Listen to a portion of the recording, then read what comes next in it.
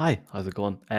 Folks, welcome into the Irish NFL show, live for the first time in a long time, as you can probably sense from my sheer quietness and urge to get on the camera. Michael McQuaid, delighted to be joined for the first time live in a few months. First off by Colum Cronin. Colum, how are you? You doing good? You're doing very well, Colum. You're actually muted at the moment, so a bit That's rusty on fantastic. There we go. Yeah, no, good. Enjoying the sunshine, and yeah, I think we're live. It's first time since the draft, I believe. First time since the draft. And talking about drafts, we've got Brian O'Leary, who's also on mute. Brian, how are you? Michael, you must be the one muting us because we're normally on top of these things. And I was enjoying the 10 peaceful seconds of not having to listen to Colum. I thought he was on a rant there for a second. There's Fred. I knew Fred would be back in business. Don't worry, there'll be plenty of rants, Brian. Is he talking about Liverpool or talking about the NFL? Oh, look, I haven't been this excited since the 28th of May when Liverpool were beaten by Real Madrid in the Champions League final. I've been holding that one for 3 months. But look, I can't say I haven't seen this, but it is good to be back doing live shows.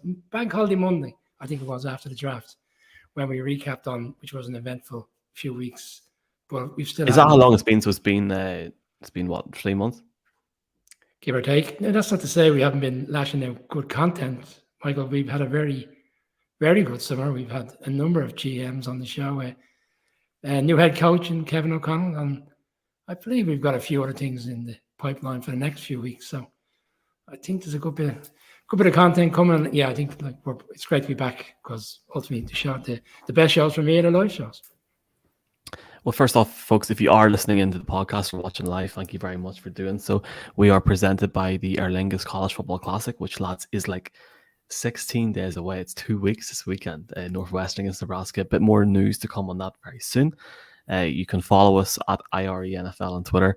We're now on TikTok. Brian's in charge of TikTok at NFL Ireland. And yeah, I mean, we'll just to confirm to everybody, we're back live every Thursday in the lead up to the new season, and we also have content coming out on Sunday, like separate interview shows. We've got the GM of the Indianapolis Colts, Chris Ballard, coming on this week, as you can see below, and also Jordan Schultz coming on this Sunday as well.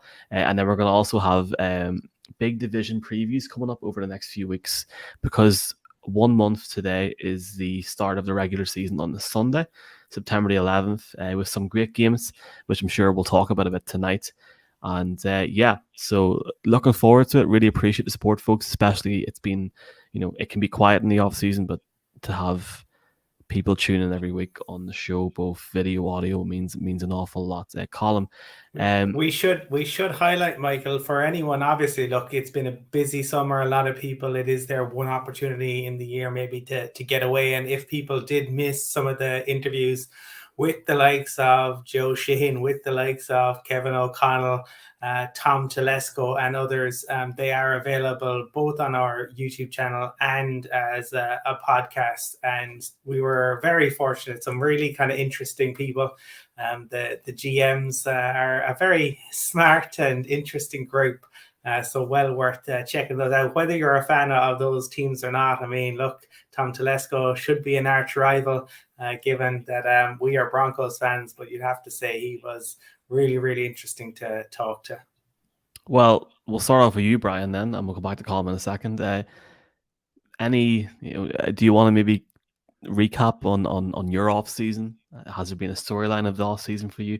You've had a busy few months, Brian. Dublin, we all thought we were going to win the All Ireland, and you went. Well, I'll tell everybody publicly, you went very quiet for a few days whenever Shawnee done the business. But we'll have Potty on soon, let's say, to have a wee chat. I knew this was going to come up tonight. I knew I wouldn't get away with this one. The one time the semi-final, I was quiet for the final because thankfully I was in the Algarve enjoying myself with my family, with my wife and children, so I wasn't in need to even take in the game. As for the semi-final, yeah, look, there was so many missed opportunities in that first half. I can't believe we're actually going back into detail on Dublin versus Kerry, but it feels again like one of those ones that got away. And there's an interesting few months ahead for the GEA board in Dublin, but I don't think we're going to spend too much time talking about that. As for the off season, you want a storyline in the NFL? People probably be surprised by this one because they probably think it's all about the trades or the traded Russell Wilson or Brady's retiring and then not retiring and all these other quarterback merry-go-rounds. It's the one that hasn't moved, and he shouldn't be moving. And he shouldn't be moving for a long time, and it's Lamar Jackson. But I still can't get my head around the fact that we are 4 weeks away tonight from the start of the season. And as you said, the 11th of August, 11th of September, they're 4 weeks away from the Ravens playing the Jets in MetLife, and there's no contract. He still hasn't got his agent. Well, he has his mother who acts as his agent, and there's no signing of any contract. And I saw a couple of interesting reports during the week, and it's mad. We're talking about next season. We haven't even got to start this season. We're all craving for the new season. And people are suggesting, and we suggested it in June when we had our live show in Ballymount, that if they don't get it resolved soon, it could come to a stage where the Ravens say enough's enough and they just start looking at alternatives. And I know people don't think I'm mad in saying that, but like, how long can you wait? Because he's not keen on signing the contract. I think he's jeopardizing his own career, because if he gets injured this season, he's such a great quarterback and he's so dynamic, but he's always prone to an injury. So that's my one.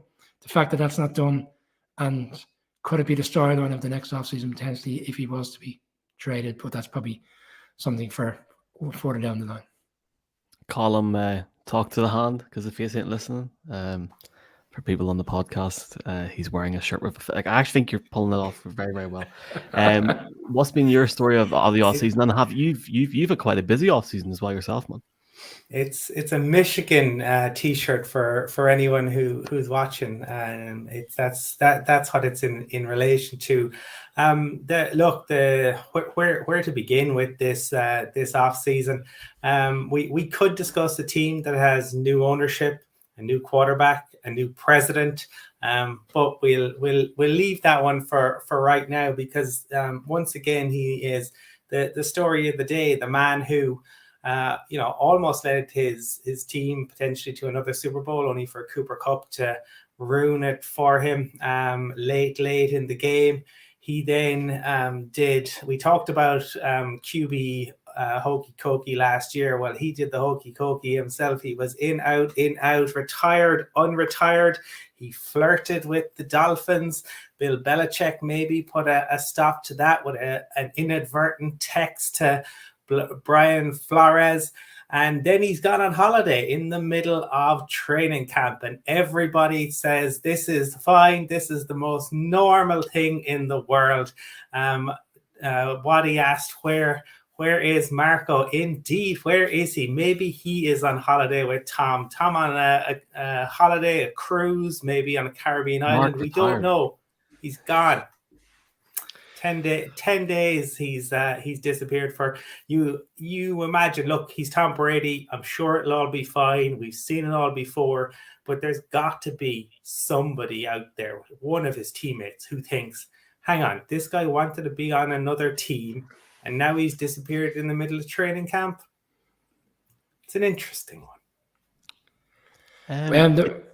Sorry, go on, Michael.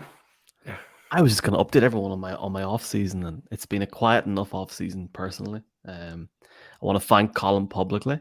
Colum has took the show on the editing reins for the last 4 weeks, because I was off, and this tan is not from a holiday at all, as Brian said off camera before the start of this show. No, it's been I actually, lads, find it hard to believe that we're sitting a month away tonight from week 1. It's quite scary, it's quite daunting, but it's also quite exciting, and I think the season's going to be class, and I'm looking forward to us going to London, going to Arizona. I think it's going to be great crack. It's going to be a really, really good year, and I'm looking forward to also seeing a lot of people in a couple of weeks' time in Dublin, obviously American football fans, so it's going to be good fun. I think for me, I'll maybe talk a bit more about Brady in a second. I think there's a lot more to that, and I do agree with what you're saying, Colm. I mean, I watched Todd Bowles' press conference earlier on, and there's something going on. He couldn't 100% say that Tom Brady was going to be the quarterback week 1. I just find it's hilarious. He's got that much of a hold on the team that he can go off for a couple of weeks and come back. Pretty sweet. So we'll see. I flirted with a number of different storylines for the off season. I think Baker Mayfield is going to be a massive, massive story this season. The fact that he's already beat out Sam Darnold in camps, I think says it all. Not that Sam Darnold's any good. He's not going to be traded anytime soon. Something tells me Mayfield could have the complete renaissance this year, or he'll fall in his arse. Now, Michael, I have a bone of contention with you with Baker Mayfield.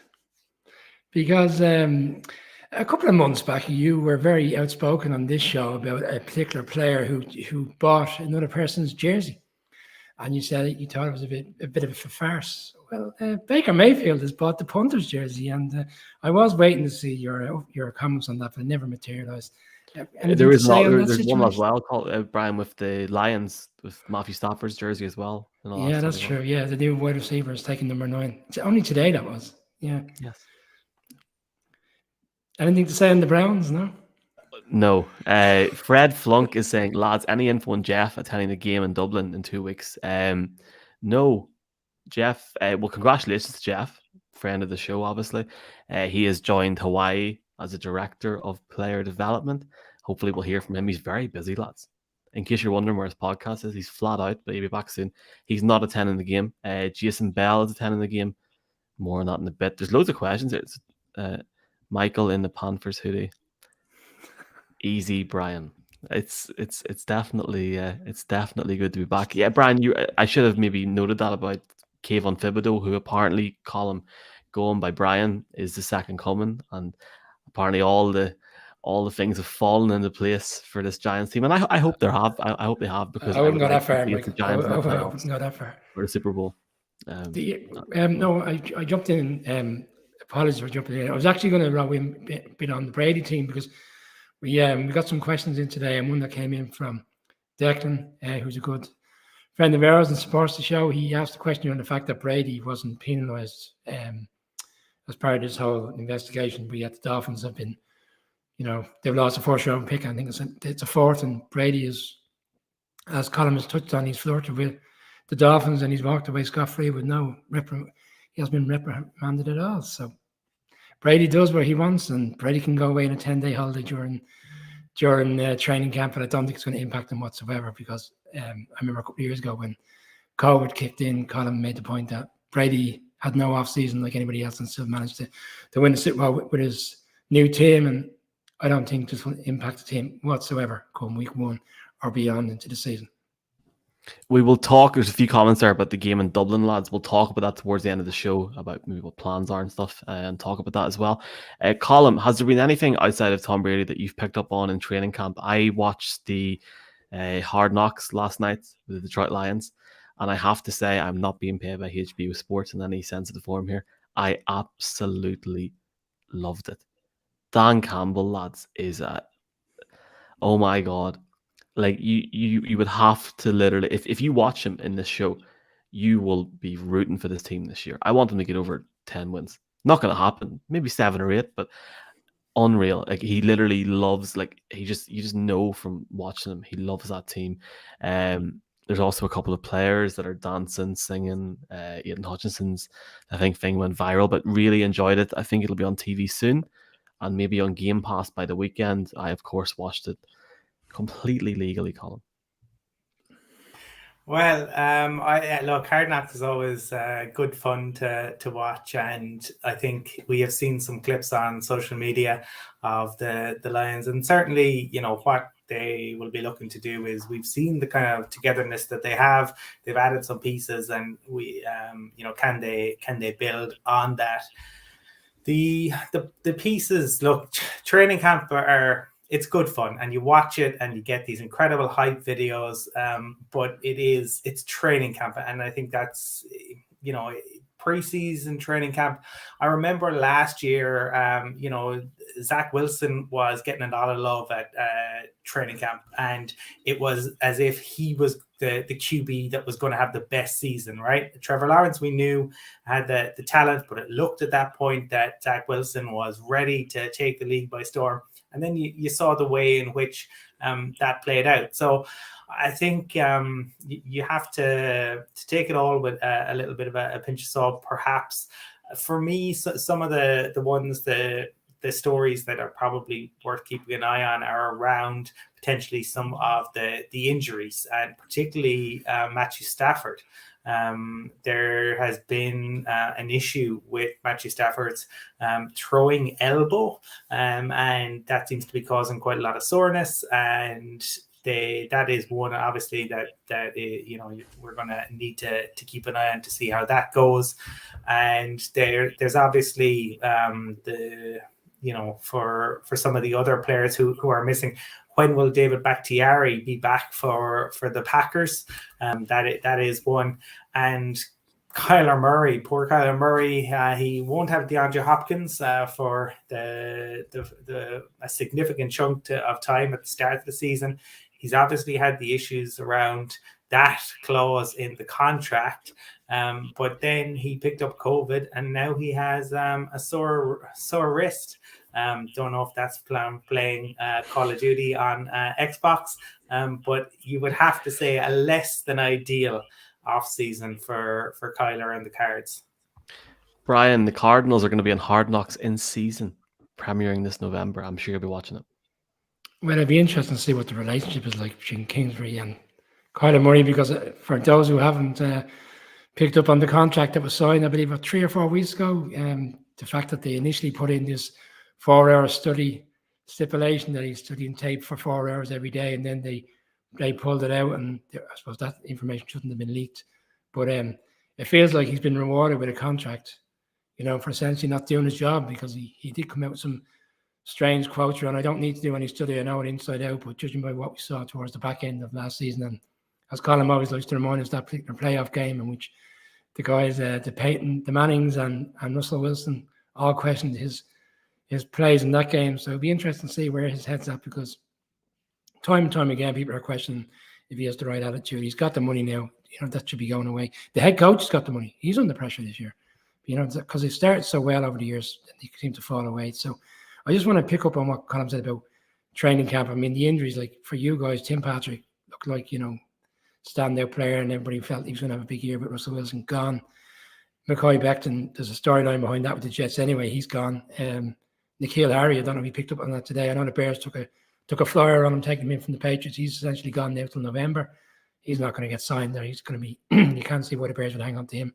Jakeem Grant, who was with the Dolphins, and the Bears, very explosive player, gone with the Browns, and the Giants have lost a rookie offensive line in McKeaton, ACL as well. So we get into it in more detail on Sunday with Jordan Schultz, but the question has to come at some stage, when are they going to look at training camp? Because we have the CBA and we have all the stuff that the teams go through, and we'll see it tonight when the Giants play the Patriots in the preseason game. Realistically, most of the stars will play a couple of snaps, maybe a couple of drives.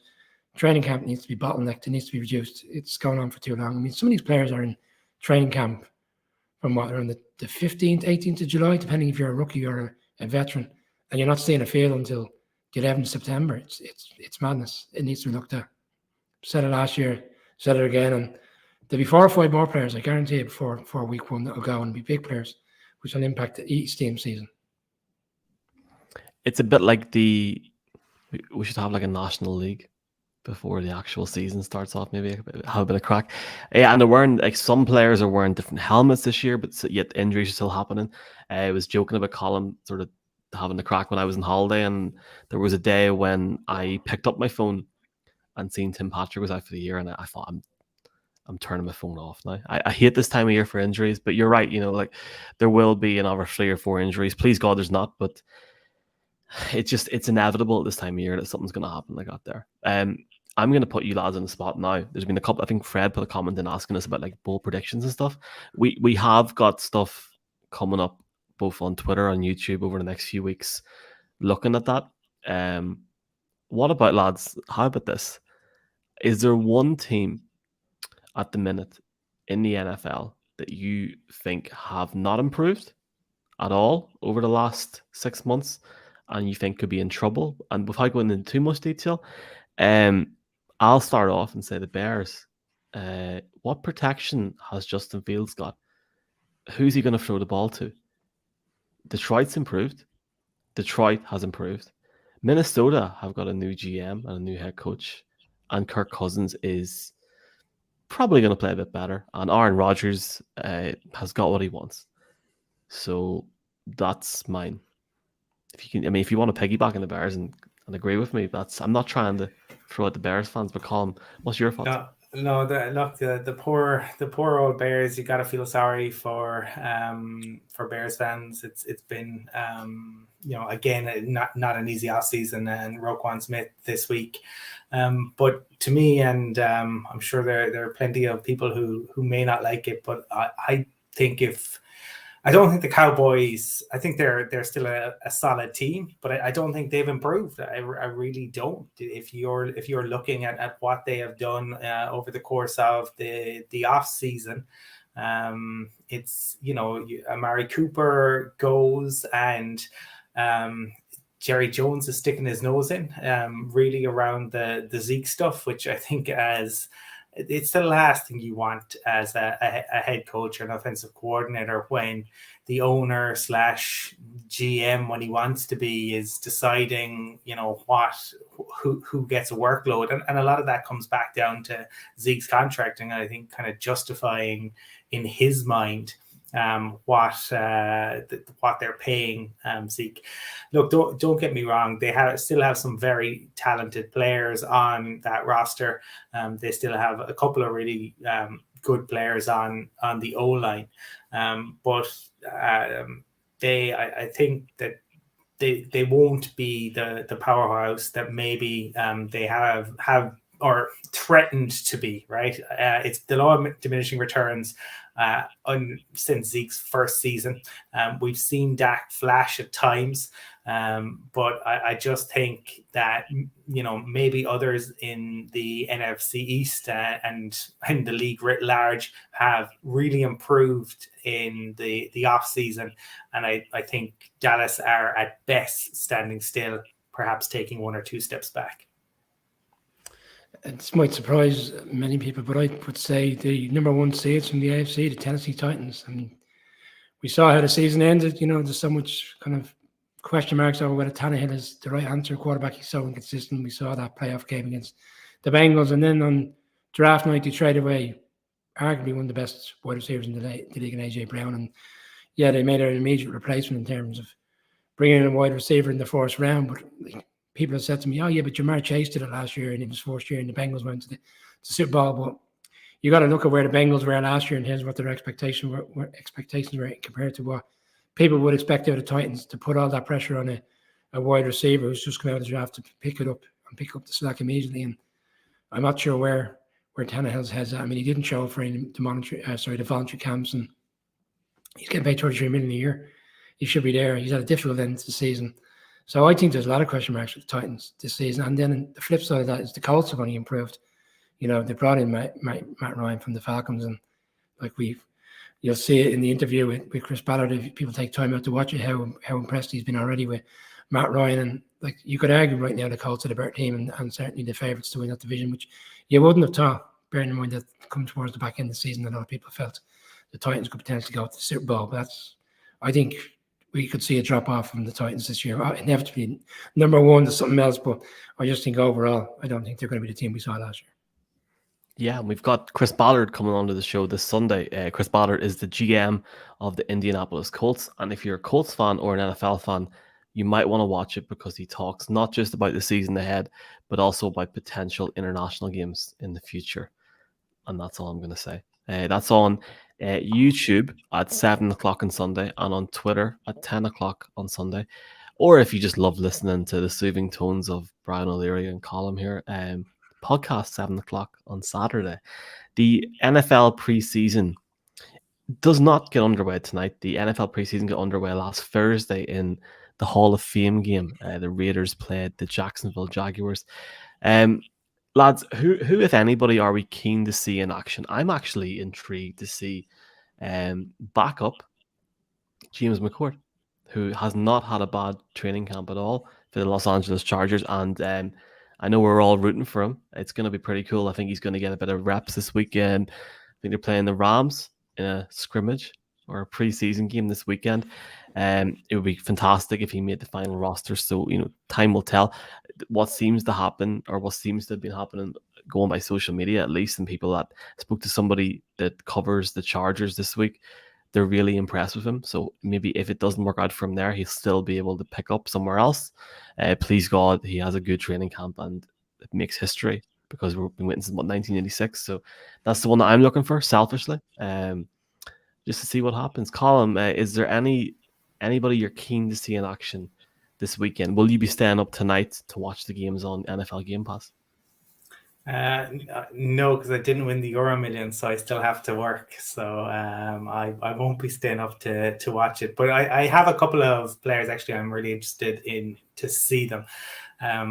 Jordan Davis, Fred and Brian will be absolutely delighted with that one, I'm sure. But look, he brings something to the field that no one else, I think, around the league does. I mean, look, if people haven't seen it, obviously the video that went viral of him and Cam Jurgens and just bunny hopping him back along the field. And then afterwards, I thought he got asked about it. And for a young guy, he made all the right noises.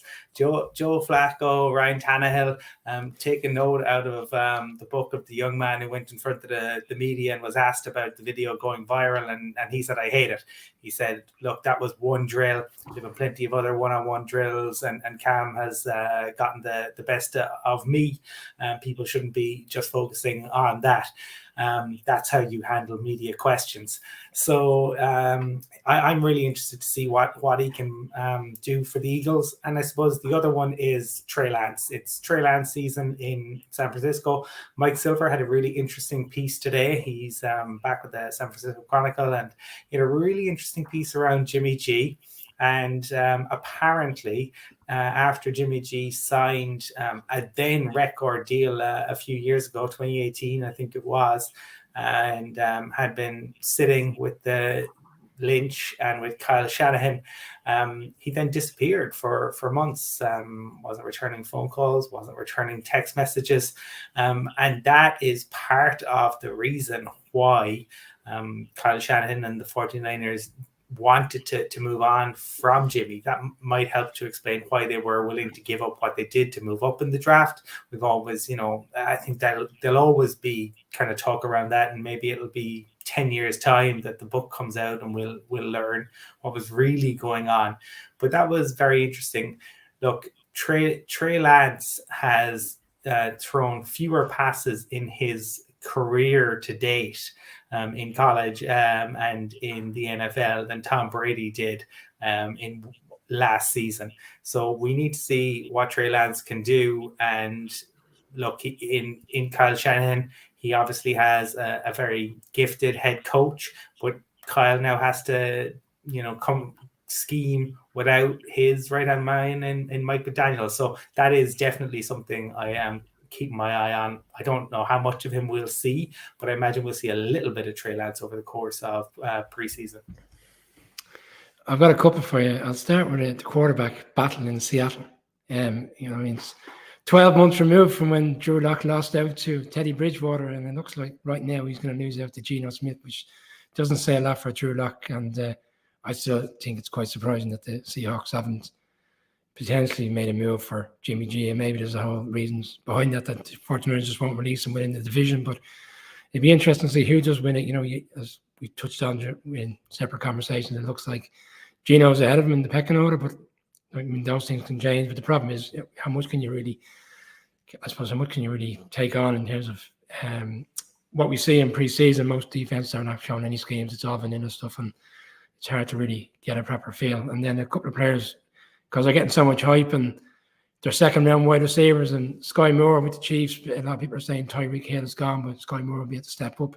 It's a big ask again to have a rookie wide receiver come in, and everybody's saying he's flying in camp. And Colum said earlier, you're seeing all these videos, and it's this and that, but it'd be different come the regular season. But look, we know harm in seeing what he can do in the games over the weekend and next week. And then because the Giants were scrutinised for not taking Sky Moore, and they went with a wide receiver a couple of picks later, and Wandale Robinson out of Kentucky. I'm interested to see how he gets on this evening against the Patriots and next week. But again, I don't know how much of this we can really take on because of this. Yourselves, preseason is preseason. We've seen the teams win preseason games for them, and then they don't win any games till week 8 or week 9 because reality sets in. So look, all we can do is enjoy it, and it's a nice flavour for what we're going to get ahead of us come September.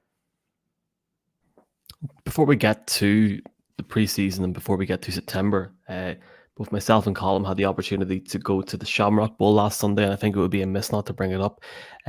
Massive thanks to American Football Ireland for the invitation, to Aidan McGuire, who's the commissioner, GM of American Football Ireland at the moment, and up in Belfast and in Kingspan. Colum, it was a really, really good day's crack. Obviously, congratulations to UCD and commiserations to Dublin Rebels. But I have to say, I enjoyed it. I enjoyed the crack around the game. I thought both quarterbacks and especially the running backs for UCD were fantastic. Like, really, really enjoyed watching it. A good day's crack, but you didn't sample any Nordy Tato. I was going to offer you some, but you weren't. No, I didn't get to sample any Nordy Tato, but it was, I thought it was an excellent game, and delighted for UCD. I'm definitely a little bit biased, having worked there and having at that time gone to see the lads kind of in most of their home games, done a lot around kind of social media interviews with them. And look, Tom Donovan was on with us last summer, and he goes on to have an MVP performance in the final. Two really, really good teams, and the Rebels had an absolutely incredible season, and kind of just really put it up to UCD for 3 quarters. I think injuries, they were like warriors. In fairness, there were guys who picked up injuries to the Rebels and just continued on. But I think ultimately in that final quarter, UCD were able to kind of pull away, and on both sides of the ball, they were outstanding.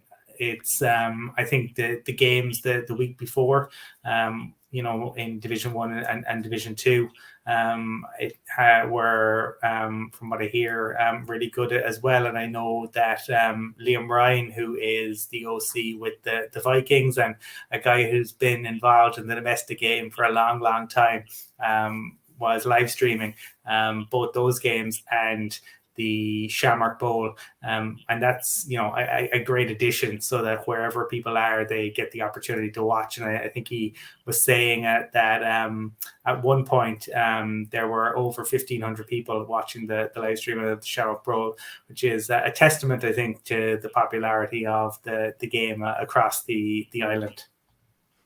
Looking forward to next year, Brian. I know you're going to drive us down to wherever that might be.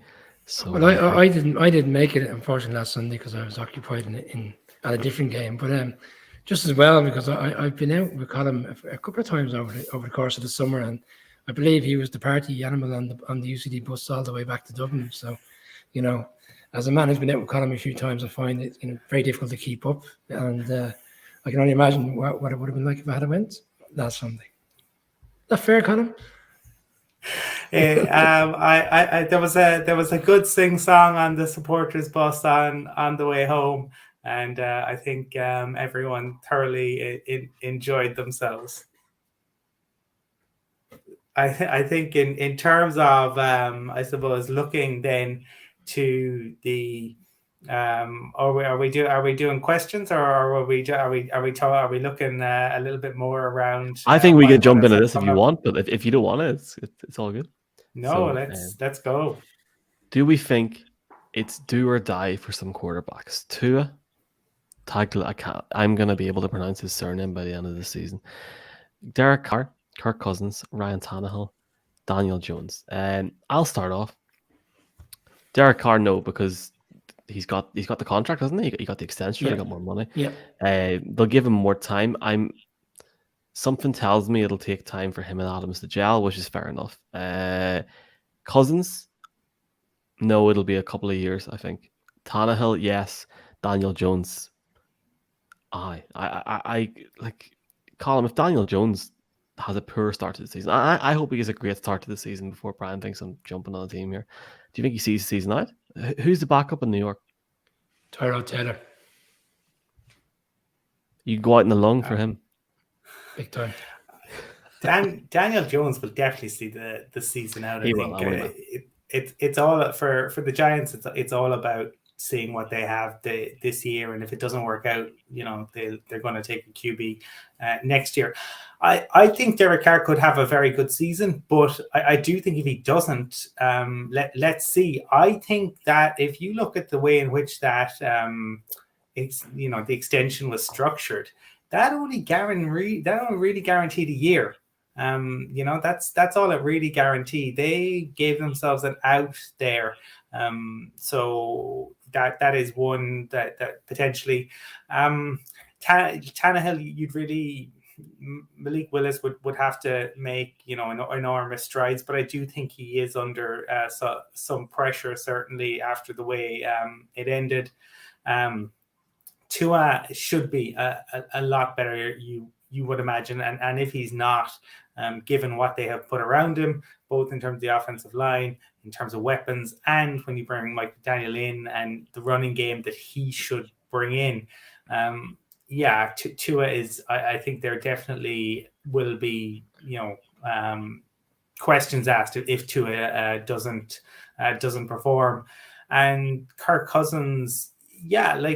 Cousins is an interesting one because statistically, Kirk Cousins is a top 10 QB, right?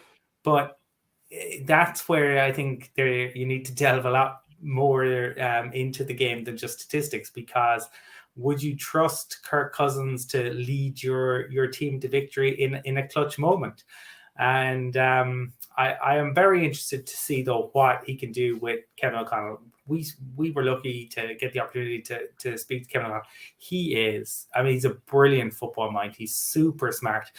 He gave us, when I asked him the question about what makes an elite QB, I think he gave us a 6-minute answer on the physical traits, the personality traits, the mental side of things. So this is not going to be Mike Zimmer versus Kirk Cousins that we've seen over the past couple of years, where it's emerged that, unsurprisingly, they didn't particularly like each other. I don't think that was any sort of state secret. But so I expect Cousins to be better. But yeah, if he doesn't perform, the thing is, though, it's not like the Vikings have a huge amount of capital to kind of go up and get somebody, unlike maybe some of the other teams. And I imagine, look, Kirk Cousins will be good enough for them to win at least 8 or 9 games. The question is, can Kirk Cousins be good enough to allow them to win 10, 11, 12 games that they, might really realistically need? Do you want to run through that list as well? Tua scenario for me, I said it in June when we recorded out in Ballymount. It strikes me as a situation where the Dolphins would have to make a deeper run in the playoffs for Tua to be back as the quarterback next year. I could see a scenario, because Colum has touched on it, the amount of players they brought in, really strong players. They've been very aggressive in the offseason. Tyreek Hill is a standout player in the league, and he's there now. They would have to have a serious push. If it was one of those cases where they got in and it was a wild card defeat, I think the narrative for most Dolphins fans and the league would be, if only was a better quarterback in Miami, that team could have went up a little bit further. So for me, I think he's on his. It's a really prove it year. So I'd be thinking he won't be there next year. Cousins. I think Cousins' scenario, I could see Cousins being gone by next year, because I think was Kevin O'Connell says all the things we expect from head coaches. And he went through all the traits of what he expects from a quarterback. Well, then straight away you ask yourself, is that Kirk Cousins? Because 3 or 4 of them, he's let himself down badly over the course of a couple of years. And I know you suggest that him and Zimmer didn't get on, but you also read some of the stuff in which he done to Zimmer, which is really disappointing and very unprofessional, and not speaking to him for a week leading to a game, because he criticised him after a game. You need to be thick-skinned in this league. There's many a quarterback that's been ridiculed by their head coach on a Sunday, and they come back the following week and prove it, and everything's fine. So I think that's one I think he's in jeopardy. Daniel Jones is gone next year. That's not even for me. He has to have an MVP year. I don't see. I said it in June. Other guys have come out on social over the past week and said the same. Where's the upside? We have a good season. We get to the playoffs, and we've got to pay him $38 million a year. No, not for me. He won't be there. Derek Carr, he's staying. Absolutely. And was there anyone else on that? Oh, Tannehill. I think I've already made me feeling scared tonight on Tannehill. So that one, they might be stuck with him because he's on 33 million a year. That's the problem. I mean, that's a big get out. The cap hell for the Titans is on the way if they decide to move on from Tannehill, because he has a 3 or 4 year contract there. Yeah, and thanks to everyone putting comments in tonight, both on YouTube and also on Twitter as well. Trying to get to the ones on Twitter that pop up and they go away again. Jared Mullins asking about the Lions and maybe the chances they can make the playoffs.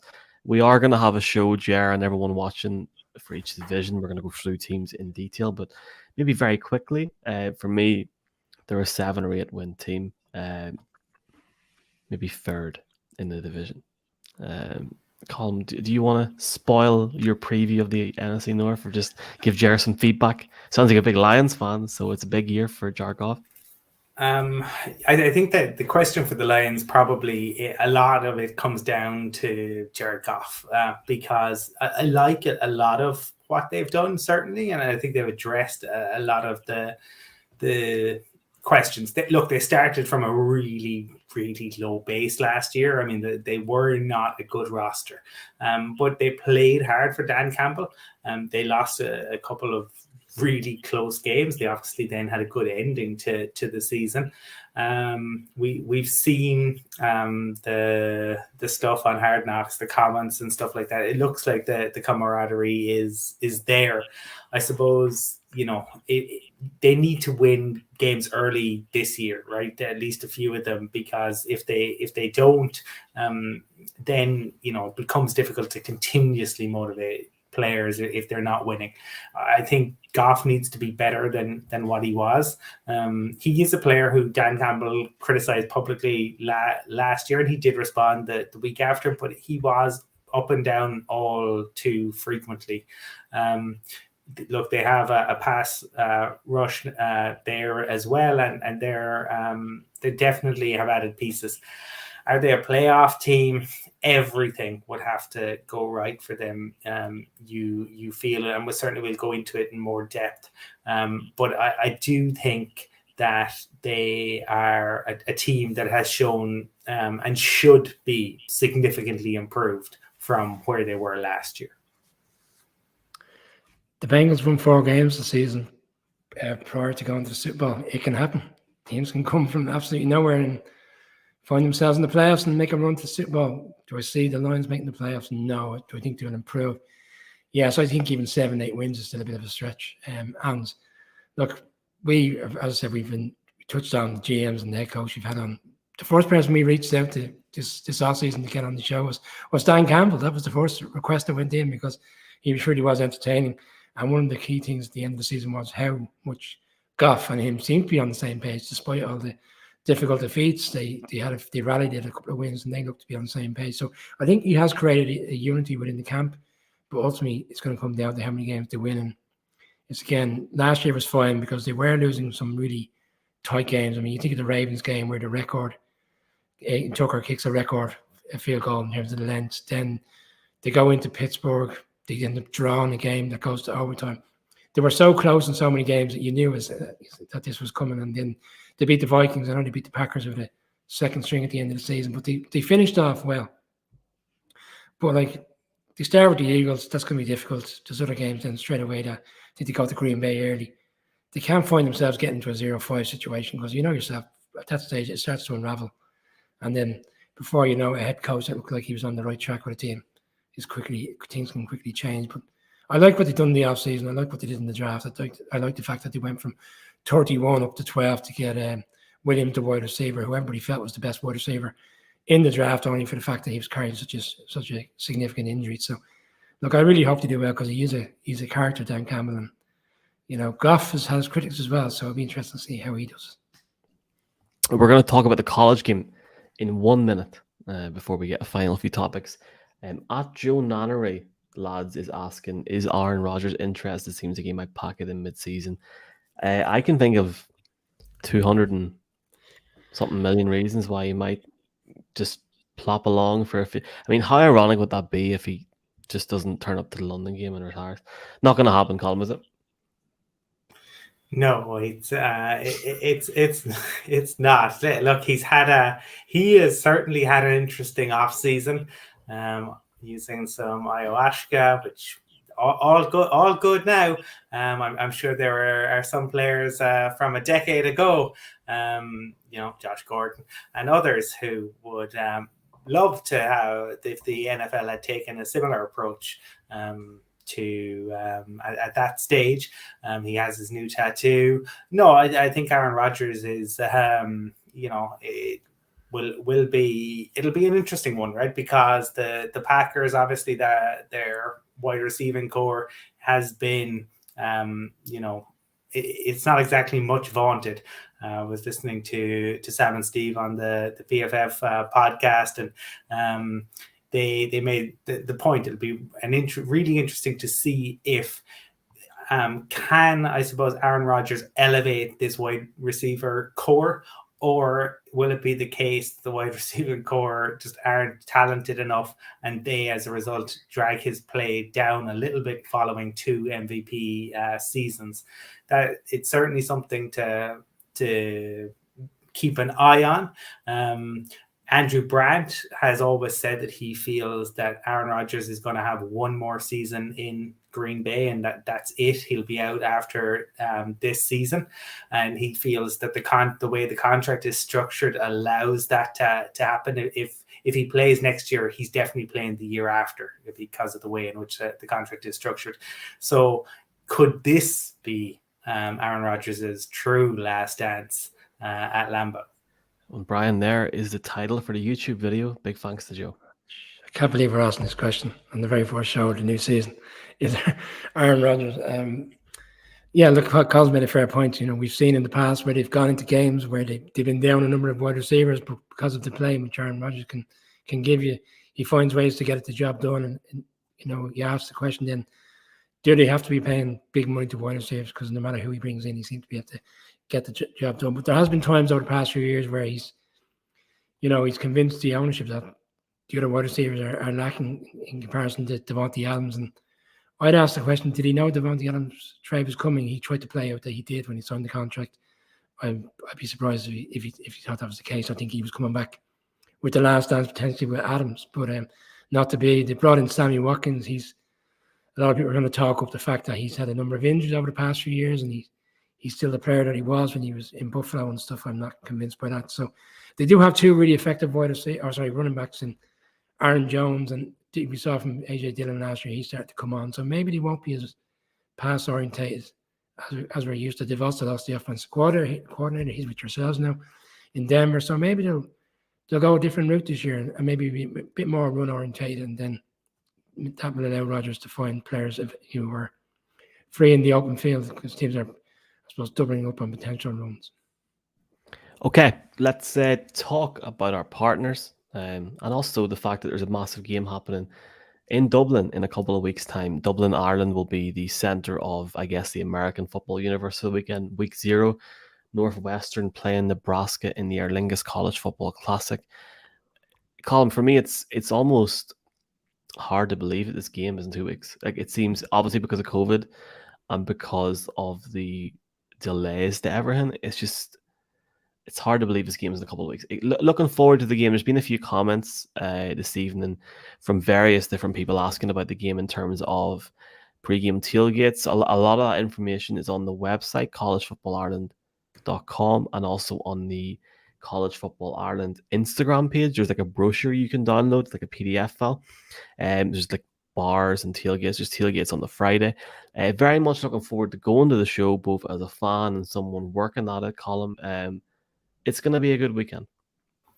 Yeah, it will. I mean, I keep saying it. I have been going to the college game since 1991, the Wild Geese Classic in Limerick. It's always enjoyable, and this one should be interesting as well. 2 huge rivals, 2 teams that really are looking to kind of turn their programs around after a disappointing year for both last year. I know that there was a question coming in around kind of, are there some players here who will go in the draft. And yeah, there certainly are. There are plenty. I wrote a couple of profiles that are on the Irish NFL Show website, but one of the players definitely to keep an eye on is the left tackle for Northwestern, Peter Skoronski, who the Athletic describe him as arguably the best tackle in college football. He's a sophomore, a guy who came in, had to replace Rashawn Slater. I think lesser players probably would have been intimidated by having to do that, but he's immense. He's a really great talent. I think both of these, neither of them, as we sit here today, have breathtaking quarterbacks, okay? But both of them have quarterbacks with a lot to prove. Both of them have, really exciting running backs, and Northwestern kind of have a 1-2 punch. Nebraska probably, as you look at it, should have the better QB. But I suppose, look at the week 0 game. Both of these sides are really looking to get off to a fast start, and that one will be interesting. And both teams have a kind of an interesting Irish connection. For Northwestern, it is going back to John Paddy Driscoll, who was one of the finest players to ever grace the early NFL. He played all 3 phases of the game. It was crazy. He played running back, quarterback, he played D-back, and he was a punter and a kicker. And he was quite something in Chicago. And for Nebraska, it was an Irish-American, Jerry Murta, who won the 1970 college championship with them. So both of these teams steeped in history, but as I said, kind of both needing to turn their programs around after a couple of disappointing years. Brian, for anyone watching this that is an NFL fan and maybe hasn't got their tickets yet, how would you persuade them to come to this game? Because the fact that we have a college game in Ireland and obviously Notre Dame coming over next year, it's really maybe the time to jump on this now and come and see what it's really like in person, because you can't really compare, can you? Yeah, but the college games are a unique experience. I mean, it's hard to compare going to an NFL game as to going to a college game. And we've been fortunate to go through, as Colum touched on, the number of college games over the past couple of years. And we've been starved of these college games, unfortunately, because of COVID. Thankfully, it's coming around the game. But it's not just so much about the game, it's the spectacle, it's the carnival leading up to the game. And you've touched on it there, or Michael, the information's available on the website around where the event is going to take place leading up to the game, not just on the Saturday afternoon because it's a 5:30 kickoff, but on the Friday evening. So it's well worth going to. And for anybody who is an American football fan, whether it's the college game or the NFL, to get to a college game a fortnight before the new season, it only whets the appetite and only allow for more growing interest. And then next year, Notre Dame are coming as well. So, I mean, you can't get any more high profile than that. Stay tuned to our socials for some interesting news in regards to the game in Dublin in 2 weeks' time. If you're seeing this on TikTok this weekend, 2 weeks to this game. Can't wait. I've missed saying this. AOB, any other business? I've got other business. Comment, can we get selfies from you lads in the Aviva? Absolutely, man. Colum charges €10. I'm joking. AOB. Do you know what? I've nothing to say. Lads, I'm really excited for the season to start. Really can't wait to go to Munich. I am proud to say that I was 65,000 in the queue last month, and I genuinely feel that it's going to be a disaster getting tickets in a good way. It's going to be great crack. I've no knowledge whatsoever. I wouldn't be surprised if there's a game. You've got the games in London next year, the 3 games. I presume there'll be 2 games in Germany immediately after, both Frankfurt and Munich next year. Would not be surprised. Colum, have you anything to add to tonight's broadcast before we raise a partner? I do. Great to see that Fred also recognizes that John Paddy was a legend. But I think some good news is emerging, in terms of the enjoyment of the game, in terms of watching it. And that is that the league is looking at the roughing the passer rule and looking at tweaking it. There was a record number of roughing the passer calls last year. I think just about, we need to protect quarterbacks. Okay, that obviously that is really important, both from most importantly from a player safety perspective, right? Nobody wants to see anybody get injured. We talked to Jim McMahon, a guy who was deliberately targeted, by the opposition at times, who basically was assaulted. Make no bones about it, that ball was gone a good 5 seconds when he was absolutely drilled into the turf. And there's plenty of other QBs who suffered similar. So nobody wants to see that. But equally, you don't want to see players kind of penalized for making good tackles or, this kind of the full weight, like what is a player supposed to do? So it's good to hear that the league is at least looking at it. And I'm hoping that might make a difference, because it is sometimes infuriating just to see an edge rusher get to the QB, make a good tackle, and then the flag comes out.